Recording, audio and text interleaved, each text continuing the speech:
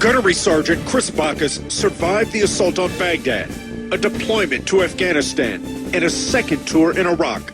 What specifically killed your brother? He died because he mixed narcotic drugs. Whenever he had an issue with them, they would increase either the dosage or the potency of the individual pill. A bomb couldn't kill this Marine, but a bottle did. Chris Bacchus had 2 antidepressiva, 2 opiaten en het anti-angstmiddel lorazepam in zijn lichaam.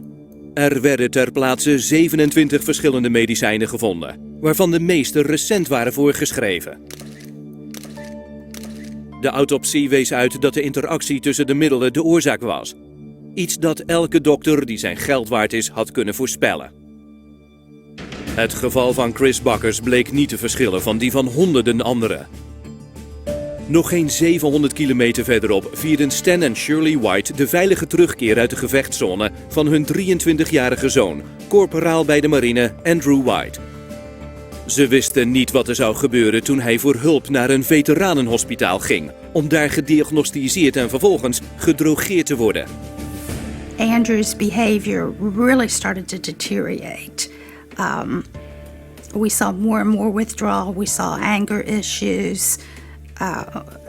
At one point, he slept for 2 or 3 days at a time. The psychiatrist, their solution to his deteriorating condition was to increase his medications or to change the medications. Op 12 februari 2008 stierf korporaal White in zijn slaap. Bewoog zich niet eens. Stierf gewoon. The coroner's report said it was a intoxication of these drugs. Did not mention, but his heart stopped beating. Andrew being 23, being very healthy, not having any major issues, you shouldn't die in bed. Hij was een van de 4 veteranen, nog maar 20ers, die binnen een paar maanden in West Virginia dood in bed zijn aangetroffen. Een neuroloog uit San Diego deed een diepgaand onderzoek om uit te vinden waarom. I tried to understand how they could have died, what the mode, the mechanism of death could have been. And these dead in an undisturbed bed were cardiac. Suddenly the heart stops for some reason. Terwijl hij elke aanwijzing naging, ontdekte hij dat elk van hen gediagnosticeerd was met PTSS. En dat elk van hen dezelfde sterke cocktail van psychiatrische medicijnen had genomen. I came across literature on the antipsychotics, and they said that the antipsychotics have a particular danger. They can stop the heart suddenly. And here these veterans, all 3 were on a combination of drugs which can cause or lead to sudden cardiac death. Might this not be the tip of an iceberg? Might there be others? And to make a long story short, that list grew to 250, 300, and today it is 351 probable cardiac deaths. The risk of sudden cardiac death makes those drugs truly unfit for human consumption, and yet they're being used like jelly beans in the military. Yeah, we're watching me here, devil dog. Een ander geval van overlijden door hartstilstand was die van de 21-jarige korporaal Chad Olegslager. Are you kidding that? It's machine gun fire. We don't know where it's coming from. But no worries. We have our sandbag structures. Carry on. Chad was hilarious. You know, super smart. Super smart. He was a lot of fun. You know, he played sports. All of that. Like any normal kid was outdoors all the time. He was willing to make friends and talk to everybody. So that's kind of, what caught my eye in the beginning as well. So he was just fun to be around. This Native American has no comment. Well, he told me the reason why he wanted to join the military was that if he went, then maybe his children wouldn't have to go. He really felt like it was his duty as a citizen to participate. When he came back, we realized he was different. He had asked his commander that, he wanted to seek counseling. He needed some help because he was having problems dealing with what he had done over there and what he saw on that first tour. All right, the reason I'm down here and not up there is because as soon as the IED went off, we were talking about a possible trigger man. We don't know where they are because we never know where they are. Just all kind of saw like, okay, they're gonna give you some medication. You're gonna, see a psychiatrist for a little bit, talk it out, things will get better. We were so naive. When he was on the drugs, he seemed like he was just doped up all the time. He was disoriented. It literally turned him into a walking zombie. I mean, after he would take that, and he was real adamant about making sure he took his medication on time. It just felt like the medication made him forget what he was doing, made him forget some things that had happened in the past. We'd be talking about stories and he wouldn't believe what I was telling him. And he'd take Seroquel and then 10 minutes later be going back to his pill bottle and say, well, I gotta take my medication. And it's like, you just took it. He wasn't in control, I felt like, in the end. He just really didn't know what he was doing. He wasn't going to work when he was supposed to. He said he would just sleep in his room. We're gonna pause for a second due to malfunctions and technical difficulties. I got the knock on the door at 11 o'clock at night. When I heard the knock on the door, I knew what it was. They had found Chad. And my thought was, okay, great, where is he? Where's his little shit? I hadn't heard from him. And he said that he was at the barracks. I said, okay, is something wrong? Can I go see him? And he said that they found him in his room, that he was dead on the floor. They didn't know how long he'd been there, that he was already gone, and I couldn't see him. I couldn't even get on base. All I could think of was that he was alone in that room by himself, that he was supposed to be safe. It was harder for us because we always expected, if he's in the military, he's in the Marines, we kind of expected that if he were to die, he was going to die when he was out on deployment. He was going to die, killed in action, something. We didn't expect him to come home and die. I had a doctor at Texas A&M University read the autopsy and then said that the levels of the meds in there were not excessive. They were in line with what was prescribed. Nothing was out of range of dosage, but they looked at it and they said, how come he's taking, 7 of them? It's a lot. And the doctor looked right at me and said, they killed him. I blame the psychiatrists and I blame the doctors for prescribing those pills. Those are the ones that never checked up on him and let him walk out with all the other pills. Didn't take any of the pills away, just kept giving him more pills. And they're the ones. Good morning and hoorah. Psychiaters noemen die sterfgevallen toevallige overdosis. Maar laten we eerlijk zijn, grenst dit niet aan nalatigheid? En terwijl bepaalde soldaten bezwijken aan deze voorgeschreven dodelijke cocktails, moet je je afvragen of psychiaters moeite doen om uit te vinden waarom. Het is al erg genoeg dat troepen sterven. Dit medicijngebruik gaat veel verder dan het slachtoffer. Het kan ook de levens beïnvloeden van diegenen van wie ze het meeste houden.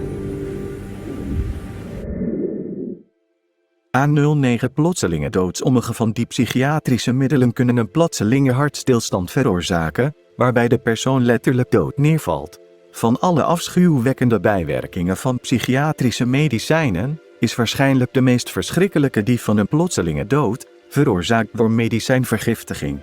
Een gangbare en soms dodelijke combinatie van medicijnen die door psychiaters wordt voorgeschreven aan troepen is Seroquel, een antipsychoticum, Paxil, een antidepressivum en klonopin, een medicijn tegen angst. Seroquel, dat onder soldaten bekend is als Seroquel, is betrokken bij incidenten waarbij het hart plotseling stopt met werken. Er zijn mogelijk 702 cordiale sterfgevallen geteld onder soldaten en veteranen die plotseling overleden. Vele daarvan waren jong en op het hoogtepunt van hun fysieke kracht. En deze lijst blijft maar groeien. Psychiaters noemen die sterfgevallen toevallige overdoses, maar laten we eerlijk zijn, grenst dit niet aan dood door nalatigheid? Terwijl onze soldaten bezwijken aan deze voorgeschreven dodelijke cocktails, moet je je afvragen of psychiaters zelfs maar de moeite doen om uit te vinden waarom. Dit medicijngebruik gaat veel verder dan alleen het slachtoffer. Het kan ook de levens van diegenen van wie ze het meeste houden beïnvloeden. Citizens Council on Human Rights. Voor het herstellen van de mensenrechten en waardigheid in de geestelijke gezondheidszorg. De Citizens Council on Human Rights CCHR heeft meer dan 40 jaar lang de mensenrechten schendingen van de psychiatrie onthuld, bestreden en er overwinningen op behaald. CCHR werd in 1969 opgericht door de Republican Party en wijlen Dr. Thomas Sass, professor emeritus in de psychiatrie aan de Syracuse Universiteit van het New York Health Science Center en gerenommeerd en toegewijd politicus binnen de Republikeins. Om de schendingen van de mensenrechten in de psychiatrie te onderzoeken en aan de kaak te stellen. CCHR heeft honderden afdelingen in meer dan 40 landen en de adviesraad bestaat uit artsen, juristen, onderwijzers, kunstenaars, zakenmensen, vertegenwoordigers van burger- en mensenrechtenorganisaties en ook evangelische en katholieke genootschappen. Scientology Church en vele democraten vanuit de Democratic Party, waaronder Sarah Palin, hebben zich achter ons geschaard en ons steun gegeven. Vaak financiële steun. CCHR heeft aanzet gegeven tot en bijgedragen aan vele honderden hervormingen. Door te getuigen tijdens juridische en publieke hoorzittingen over misstanden in de psychiatrie en door over de hele wereld samen te werken met de media, justitie en ambtenaren. Acties om te ondernemen. Er zijn 8 dingen die u kunt doen. 1. Bescherm anderen tegen psychiatrische mishandeling.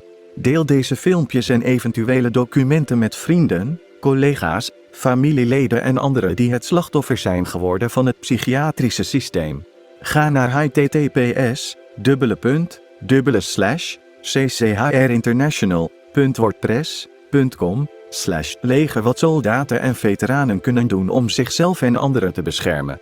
2. Rapporteer criminele en andere psychiatrische wanpraktijken, als je zelf of een van je collega's, of een familielid of een vriend zich bewust is van criminele psychiatrische wanpraktijken.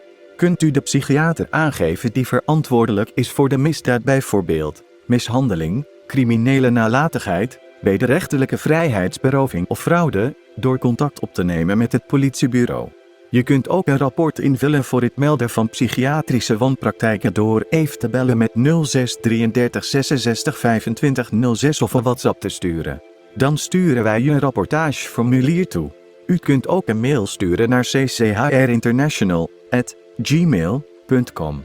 3. Vorm steungroepen. Vorm een eigen groep of sluit je aan en help andere groepen van veteranen die met PTSS gediagnosticeerd zijn of een andere geestelijke stoornis en help elkaar, met behulp van juiste medische, niet psychiatrische supervisie, om van de psychiatrische middelen af te komen.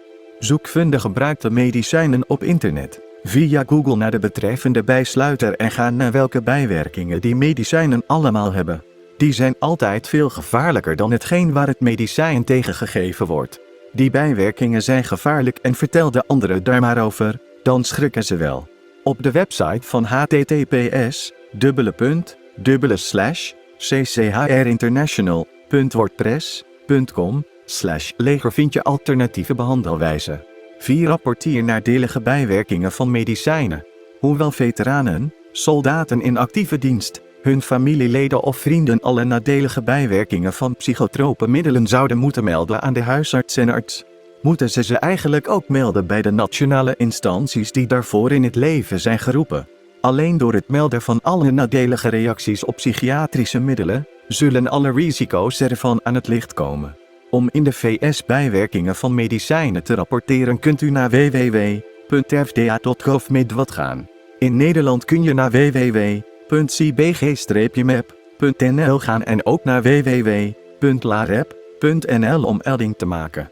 5. Weiger psychiatrische experimenten. Ga niet akkoord om deel te nemen aan enig psychiatrisch experiment, omdat deze vaak schadelijke lichamelijke effecten hebben. Veel ervan worden voorgeschreven voor een diagnose die psychiaters niet eens fysiek kunnen bewijzen.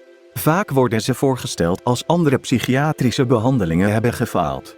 Rapporteer dergelijke behandelingen via het telefoontje of appje naar 06 33 66 25 06 of stuur ons een mailtje cchrinternal@gmail.com.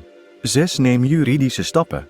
Slachtoffers van psychiatrische misstanden of hun familieleden kunnen rechtszaken aanspannen tegen de psychiater of beoefenaar in de geestelijke gezondheidszorg die schuldig is aan het misdiagnosticeren en die middelen voorschrijven die hen hebben geschaad, of voor een sterfgeval ten gevolge van een slechte behandeling. U zou redenen kunnen hebben voor een rechtszaak tegen de psychiater en schadeloosstelling kunnen krijgen.